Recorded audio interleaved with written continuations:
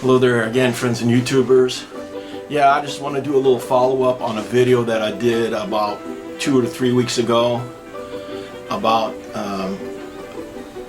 cleaning up my backyard and finding a bird's nest.